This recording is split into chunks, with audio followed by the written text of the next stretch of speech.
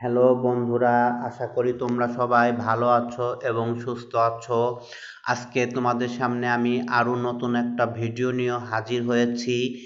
আমার এই ভিডিওটার স্থান হচ্ছে ঝিনাইদহ জেলার শৈলকুপা উপজেলার ভান্ডারীপাড়া গ্রাম। ভান্ডারীপাড়া গ্রামে আমরা গিয়েছিলাম। ভান্ডারীপাড়া গ্রামে আমার রয়েছে মামা শ্বশুর বাড়ি।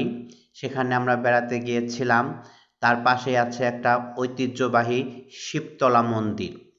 মন্দিরটা খুবই একটা স্বনামধন্য এবং ঐতিহ্যবাহী মন্দির অত্র ঝিনাইদহ জেলা সহ সারা বাংলাদেশের। এই মন্দিরের একটা বিশেষত্ব হচ্ছে এই মন্দিরেতে রয়েছে বিশাল বড় একটা বটগাছ। এই যে দেখো, তোমরা সবাই দেখতে পাচ্ছ বটগাছটা। এই বটগাছটা পুরা তোমার মন্দির এলাকাটা জুড়ে বলতে পারো। ওই যে দেখা যাচ্ছে নীল নীল খেলা করছে মন্দিরেতে, ওই যে নীল দৌড়াচ্ছে। হ্যাঁ, আচ্ছা, যাই হোক। এই যে দেখো, তোমরা গাছটা দেখতে পাচ্ছ। এই যে একটা মন্দিরটা, এটা হচ্ছে ত্রিনাথ মন্দির, এই শিবতলা যেটাকে বলা হয়। এই গাছের গোড়ার এখানেই মন্দিরটা পূজা করা হয়। আমাদেরও এখানে একটা পূজা হবে। আমরা আজকে না, এর পরের দিনকে পূজা করব। এই যে দেখো, দেখা যাচ্ছে ত্রিনাথ মন্দির। ওই যে ত্রিনাথ ঠাকুর আছে এখানে মন্দিরের ভেতরে। তার পাশেই আছে সুন্দর একটা নাট মন্দির। নাট মন্দিরে অনেক লোকজন বসে আছে। প্রকৃতিটা খুব সুন্দর। এখানে বসলে তোমার শরীরে কোনো গরম অনুভূত হবে না। মনে হচ্ছে খুব ঠান্ডা, একদম এসির মতো বসে আছি। এই যে দেখুন গাছ, এই যে বট গাছের কত বড় একটা গোড়া। এই যে দেখা যাচ্ছে বট গাছটা, পুরা বট গাছ। আমি তোমাদের জন্য গাছটাকে ভালো করে ভিডিও করেছি যাতে তোমরা গাছটা সম্পর্কে দেখতে পারো। আর তোমাদের যদি কারো সময় হয় তাহলে অবশ্যই তোমরা যে মন্দিরটা দেখে আসবে। কারণ মন্দিরটা দেখতে হলে তোমাদের মনও ভালো লাগবে, একটা নতুন জায়গা দেখতে পাবে। ওই যে দেখো, ছেলেপেলেরা টায়ার দিয়ে খেলছে। এটা দেখার সময় আমারও ছেলেবেলার দিনের কথা মনে পড়ে গিয়েছিল।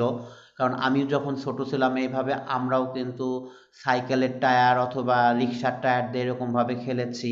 তোমরা হয়তো অনেকেই খেলেছো। এটা দেখে আমার জাস্ট একদম সেই আমি যখন 6-7 বছর বয়স ছিলাম সেই কথাটা আমার একটু মনে পড়ে গিয়েছিল। মনের কল্পনাতে সেই ছোটবেলায় চলে গিয়েছিলাম। যাই হোক, এই যে দেখো মন্দিরের নাট মন্দির, এখানে অনেক লোকজন বসে আছে। সুন্দর টাইলস করা, প্রকৃতিটাও অনেক সুন্দর খোলামেলা। আর মন্দিরের পেছন দিয়ে কুমার নদী বয়ে গিয়েছে। একদম মন্দিরের ঠিক পেছন পাশ দিয়ে কুমার নদী বয়ে গিয়েছে। কুমার নদীতে এখন জল কম, একটু জল কম বলতে খুব একেবারে নাই বললেই চলে। এই হাঁটু পর্যন্ত আমরা যে পড়েছিলাম রবীন্দ্রনাথের কবিতা, সেই রকমই কুমার নদীতে হাঁটু জল আছে। এই যে এখানে নীলের মা আর নীলের মাসিমণি বসে আছে।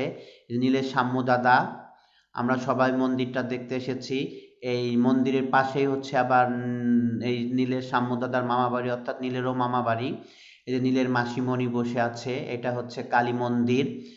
আর মন্দিরের পাশে জলের ব্যবস্থা করে দিয়েছে, এই যে ট্যাঙ্কি। এই যে সাম্য আছে দাঁড়িয়ে।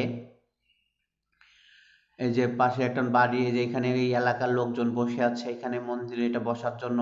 পাশে রান্নার ব্যবস্থা আছে। আমাদের কালকে যখন পূজার পরে রান্নাও হবে।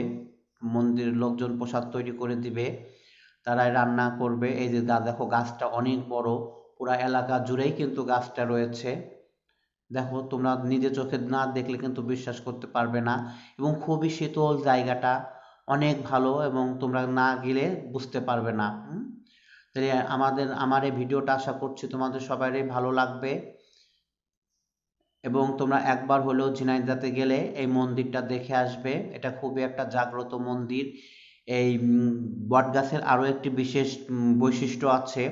বৈশাখ মাসে ওই বটগাছের ভেতর দিয়ে একটা জায়গা আছে, ওটা নিজে গেলে দেখতে পাবে, আমার ভিডিওতেও আছে।